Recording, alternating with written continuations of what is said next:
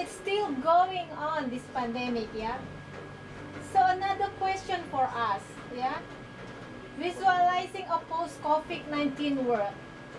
What are we going to do with all this dispute? Because this is a heavy period. How do we react? And how to make a step forward? And this is the one I get from the newspaper local, yeah. This is an Indonesian language, but it's all about mental health, yeah. So I put here a mathematical equation: D equal S minus M. I got this from the book of Viktor Frankl. This book is one of the book that I must read when I was student in 2000. So it was 21 years ago. But then the essence of the book, the message from the Viktor Frankl is now become more and more relevant. So I would like you to write down in your notes now, D equals S minus M. D is for despair, equal suffering minus meaning.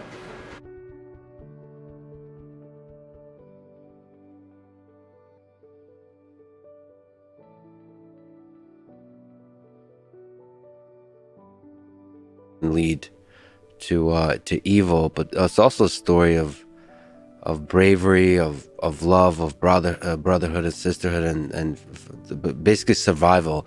You have like Man's Search for Meaning, which is the stories of the story of a man.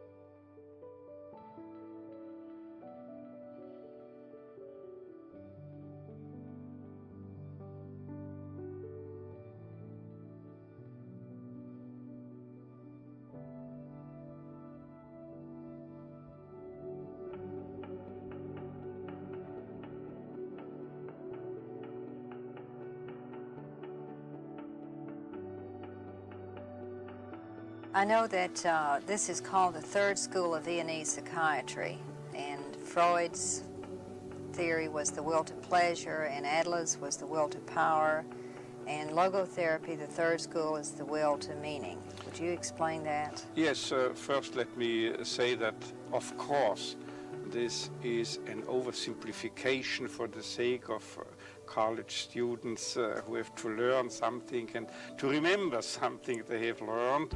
But by and large it is correct, because in fact Freud came up with the notion of the pleasure principle as the basic motivation operant in man. And if any adherent of Freudian psychoanalysis would argue that after all the pleasure principle is not the only principle, but there is also the reality principle, I would have to retort that the reality principle, according to Freud's explicit statements, is nothing but an extension of the pleasure principle, inasmuch as it also leads man to finding, to seeking and finding, gaining pleasure, but in a delayed way. Pleasure is just postponed for the sake of being more securely obtained. But actually the pleasure principle itself serves another purpose, inasmuch as it is to restore or maintain the inner equilibrium, a state, an inner condition without tensions.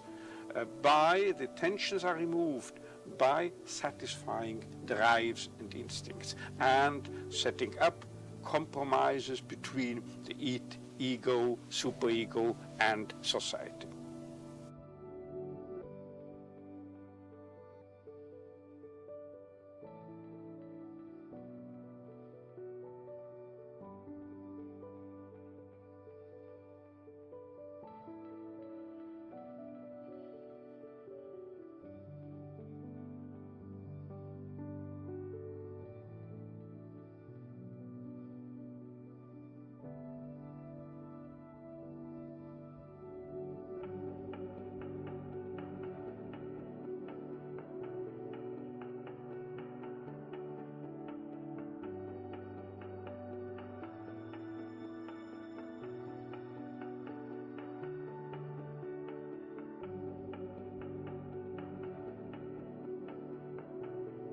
philosophy is that life has meaning under all conditions, but how easy is it when there's a sense of hopelessness, a sense of despair, to recognize this meaning? Let me confront you with a somewhat strange definition of despair. As I'm used to proclaiming is that despair can be explained in terms of a mathematical equation. D, capital D, equals S minus M. What does it mean? Despair is suffering without meaning. As long as an individual cannot see any meaning in his or her despair, he or she will certainly be prone to, in its suffering, I wanted to say, no meaning in the suffering, he or she will certainly be prone to despair and, under certain conditions, to suicide. But at the moment they can see a meaning in their suffering, they can mold it into an achievement, they can mold their predicament into an accomplishment on the human level. They can turn their tragedies into a personal triumph. But they must know for what. What should I do with it? But if people, like so many segments of present-day society and population, cannot find any meaning whatsoever in their lives, cannot see anything meaningful, they more often than not have something to live by, or say at least enough to live by. They cannot see anything to live for.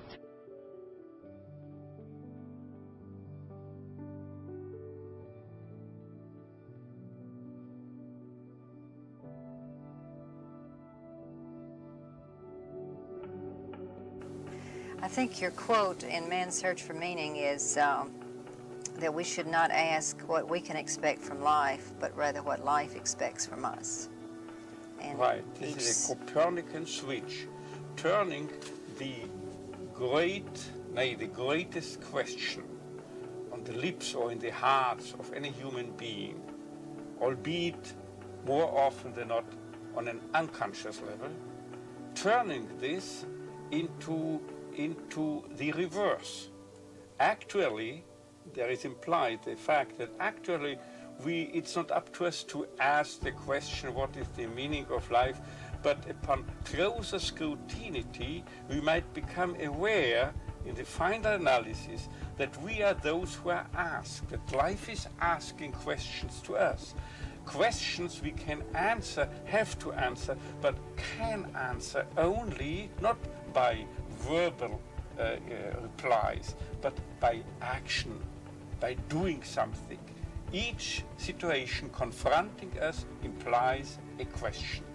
But this question can only be answered by our deeds, by our acting, by our, not to say our behavior, and if need be, if the situation necessitates just to shoulder it, because we cannot do anything about it, for instance, a more or less permanent handicap, in such a case, what we can change is ourselves.